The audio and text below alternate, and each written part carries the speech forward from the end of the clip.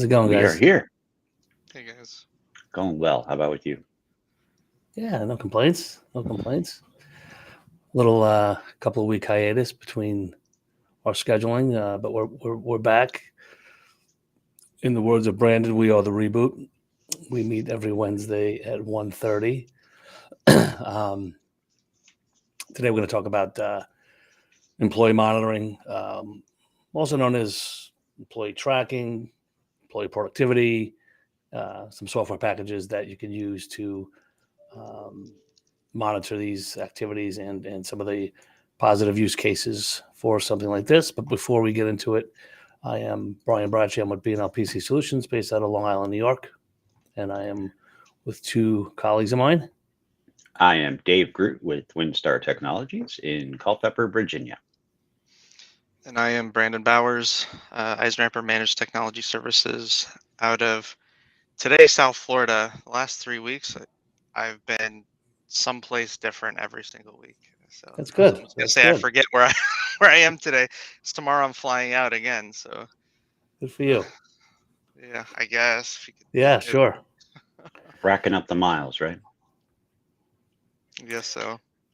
So in employee monitoring for or employee tracking, productivity, not an old technology. It's been around for a really long time. I can remember back at least 15 plus years ago, and I think the use cases today are different, or should be different for on a management side or the on the C-level side than it was years ago. Years ago, it used to be you can record screens of employees and just kind of play through like a VHS tape on what's going on all day long.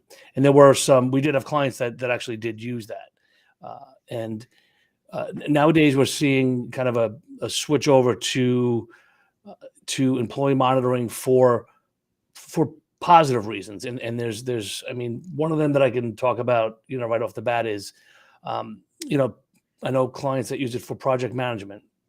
So we have, a piece of software running on their computer, and there's different phases to the project. It could be the due diligence phase, the R&D phase, the testing phase of a project, and with some of these softwares, you can actually go into the team or the work group that you're a part of, and just in one glimpse, you can kind of see, well, the due diligence phase, the entire team should be, on Google all day, doing research and get a snapshot of that. And if you see, 8 out of 10 people doing that, you can kind of reach out and say, is there something holding you up? Like, why aren't you doing the research?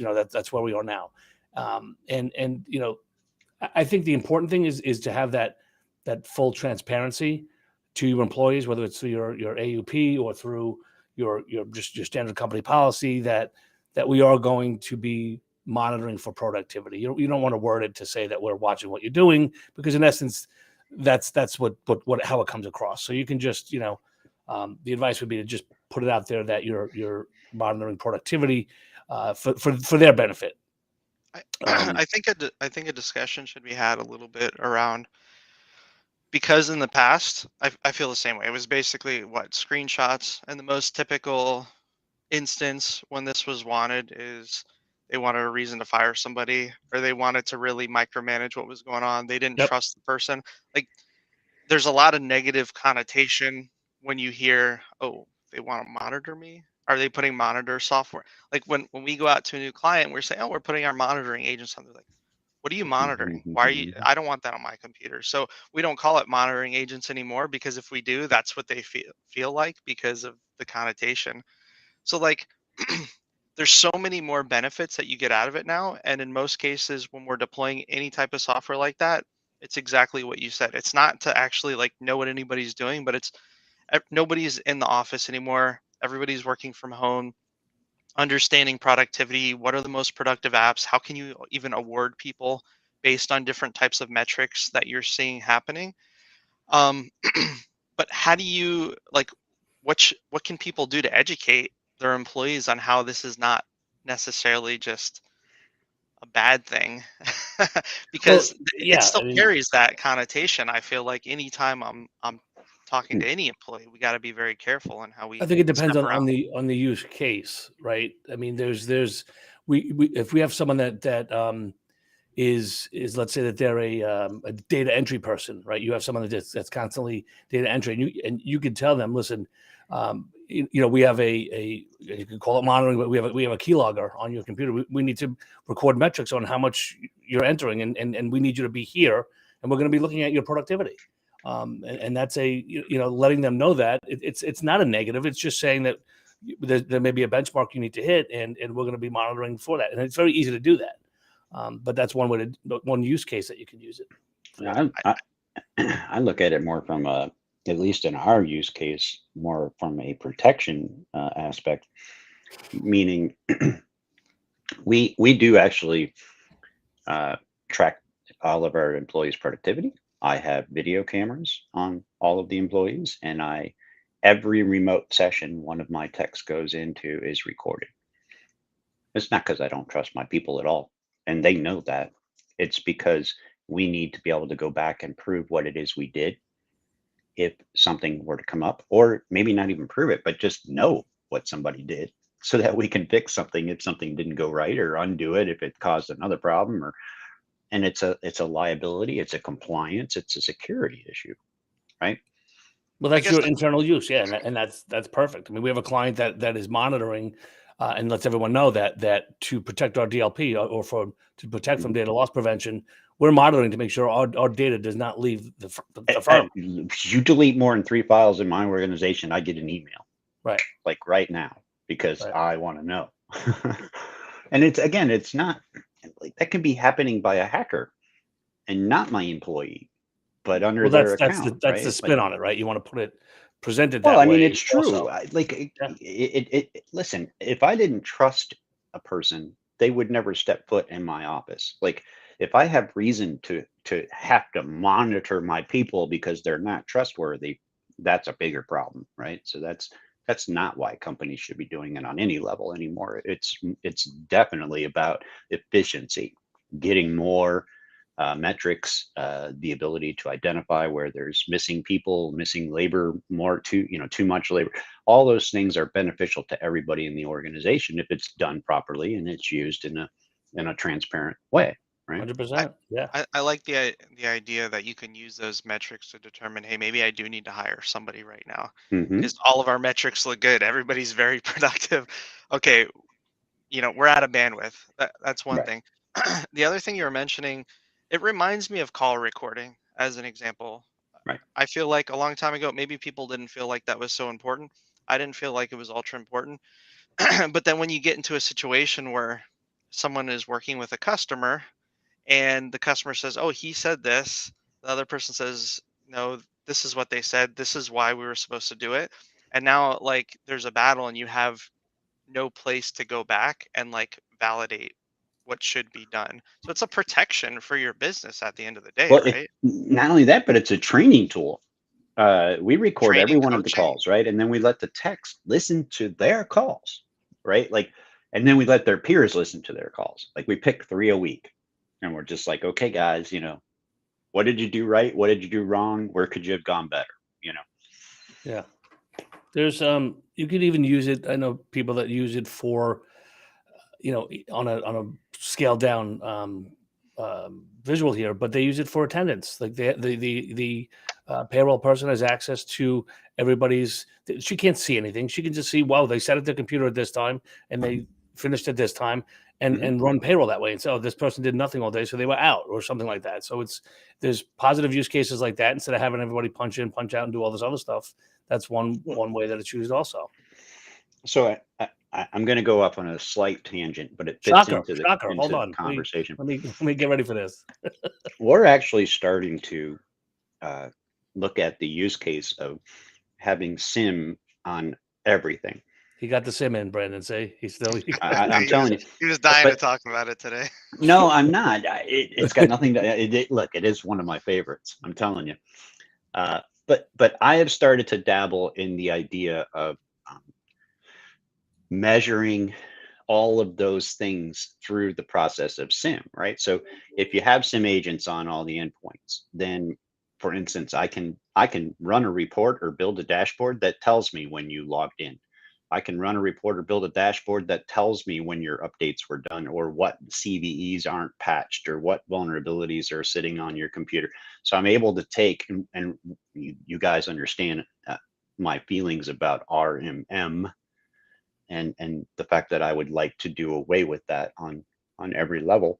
And so this can potentially help me to build out a dashboard to identify the things that we need to know for our clients, in that the vulnerability aspect of it, but just your general monitoring and patching and all that kind of stuff. So off topic, but same thing, because SIM is monitoring, right? And the beauty of SIM is it picks literally everything up. I mean, it's pulling from all of your environments. So I can get it from the cloud. So I'm getting my productivity and my metrics everywhere come into one place. And then I can look at that dashboard. And so we're considering even dropping it in on prospects. You know what people don't think about? I think that they could quickly leverage some of these statistics or analytics or reports or whatever you want to call them when it comes to productivity. Is if you're using Office 365 built right into the dashboards, they have like uh, forgot what they call. I think it's called like application adoption or something like that. So you Yeah, can that's figure out. the who's using what and that kind of thing. Yeah. Yeah, you can figure out, hey, is my team actually leveraging the licenses we have? Is there better ways that we should license based on this, or changes we should make? So there's like immediate financial benefits that you can start figuring out and working with an IT provider or whoever's managing those licenses for you. And there's also reports in there like, are people engaged in teams? Are they communicating? How often are they logging in? Where are they logging in from? There's a lot of that data that, without saying, hey, we're going to drop some intrude. I'm calling it intrusive because, again, I feel it's always a negative connotation when I'm talking to somebody about monitoring software. But these type of systems or metrics are built into a lot of systems today that you have access to that you may not even realize. So Look at your phone. Look at your iPhone. I mean, you can look oh at yeah, but, same thing.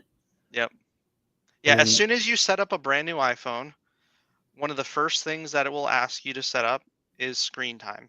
And screen time is tracking what applications, for how long, when are you using them, all mhm. that type of data. Yeah. Yep. And then So that's reportable, and that will integrate with, I think we spoke about before, like mobile device management. So you can right. tie in some of those metrics or that data to report on centrally as well. Yep. Yeah, if you're on E5, uh, the metrics you can pull out of Microsoft are insane. As far as your like, it's it's crazy what they can tell you about what's going on in your Yeah. environment. Even I, go ahead. Sorry, Brian.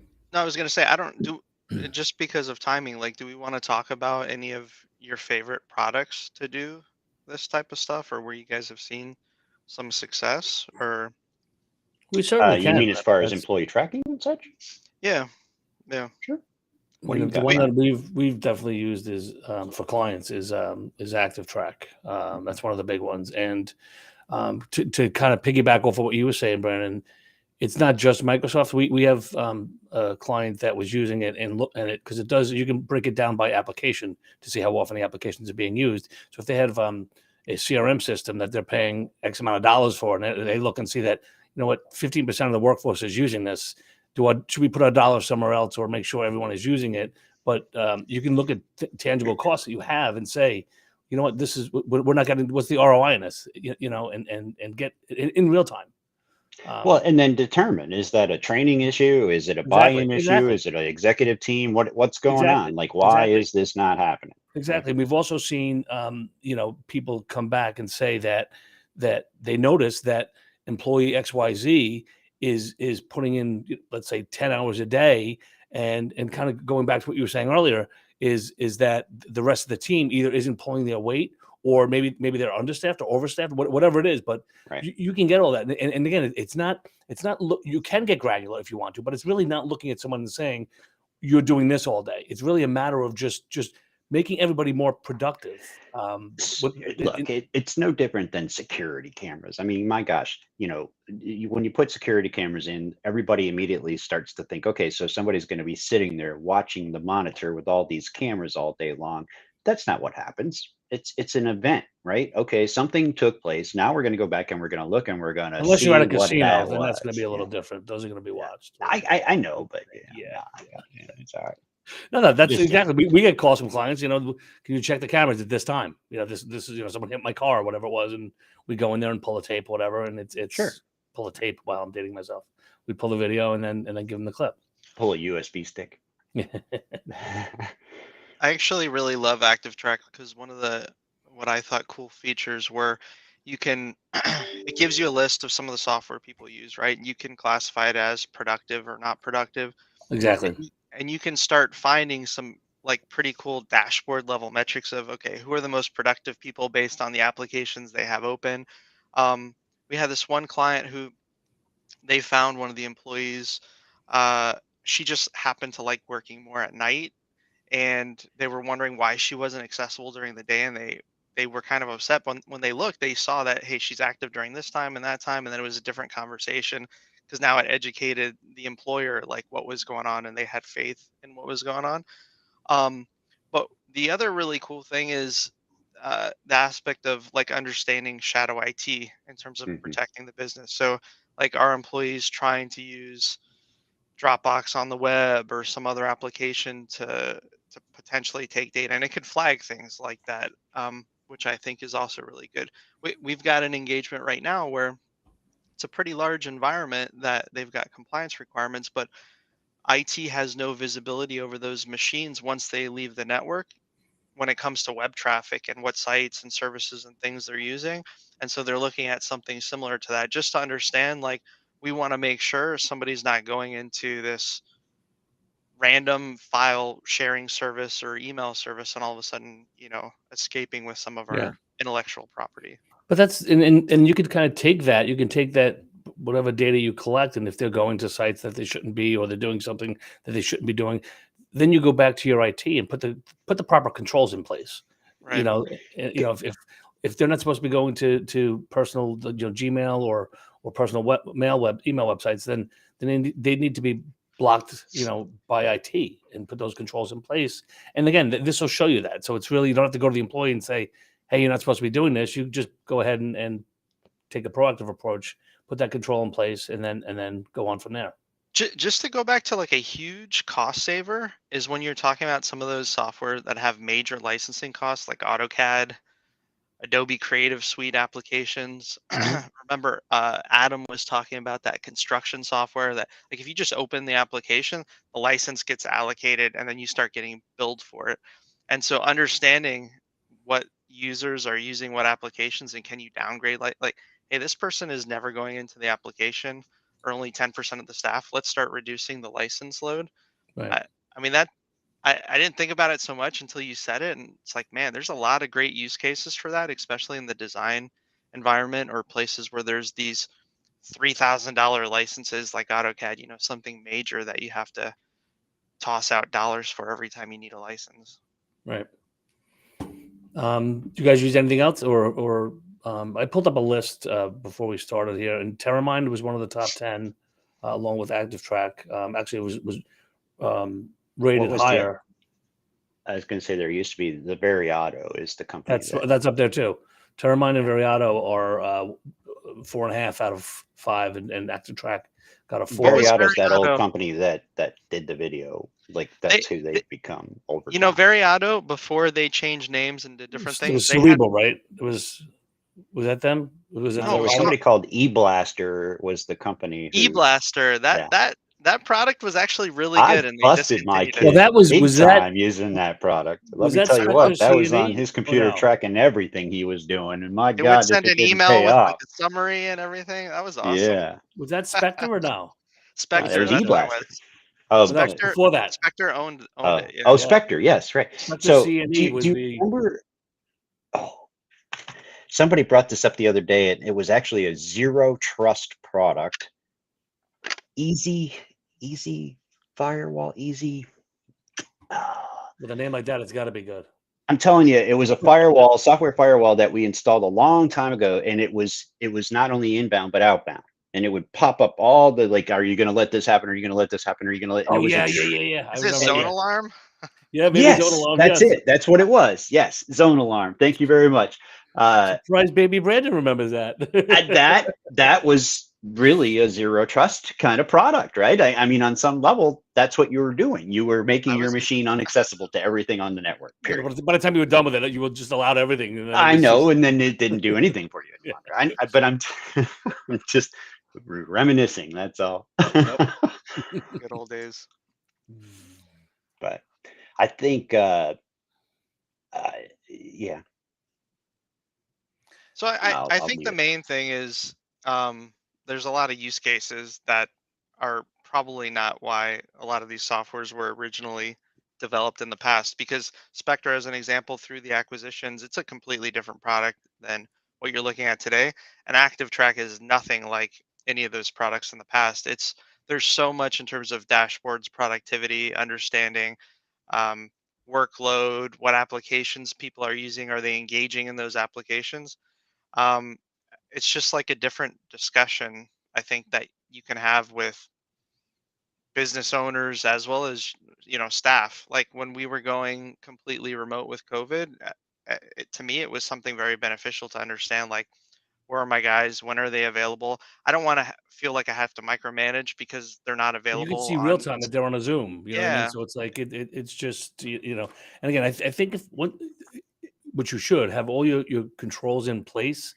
You don't your DLP if someone's sending it out doesn't or replace that. Yeah. yeah, I mean, but it works with that, and that's the productivity part of it is really the key piece of this, rather than that the privacy or the issues that the employee has. You got to steer it towards more of a productivity, and then. But again, I don't know. It depends on the company, depends on the state you're in, location, and whatever rules and regulations you have to follow. But I think it's an easy conversation these days based on it's no different than listen, if you're being micromanaged, you're being micromanaged, right? As an employee, that someone's over your shoulder all the time doing that's and you can't change that. So you want to don't go the route with something like this and be that micromanaging guy and have this software because that's not going to probably bode well with everybody. Then you're never going to do anything else. Exactly. You won't get anything done. Just looking at the screen all day. Right. You're going to be consumed.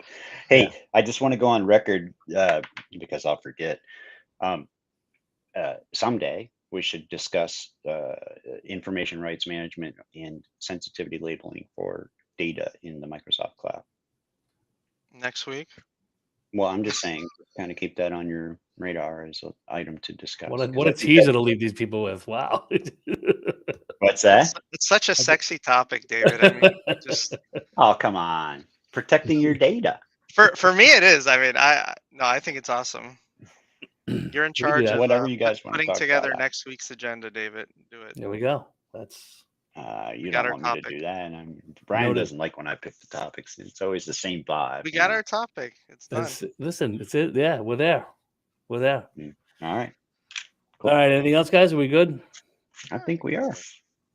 Right. Nice and I think it hopefully answered some questions and put out there the positive use cases and the emphasis or focus on productivity. That's really what It's what the about goal was getting today. the efficiency out of your lessening staff, right? In this day and age, we're short on help, and we got technology available to us, and we can use that to benefit our business and our efficiency.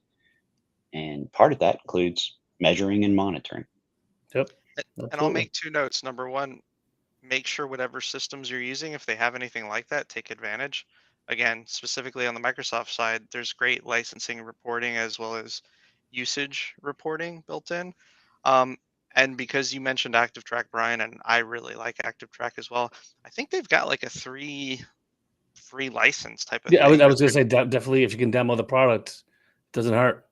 It's Yeah. very relatively easy to set up for the most part. I mean, Yeah. we've done that, set up demos, and then I don't think we've had anybody that said no to it. And we do we do market that. We have a campaign for employee monitoring, and for some clients it hits us, it hits, we're hitting that little area that they know that they're, especially when we're dealing with accounting firms, they want to make sure that they're staffed properly, and that and looking at weekends and seeing, who's putting in the time. That's really, and that's all they want out of it. They're not looking for anything else. They don't care about, the DLP side of it. They know that they have us on the control side of it. This is more from them for the productivity of their staff, and we've had some success with it. So, all right, guys, same time next Cool. week. We'll do Perfect. Indeed. access rights and go from there. Sounds See good. ya.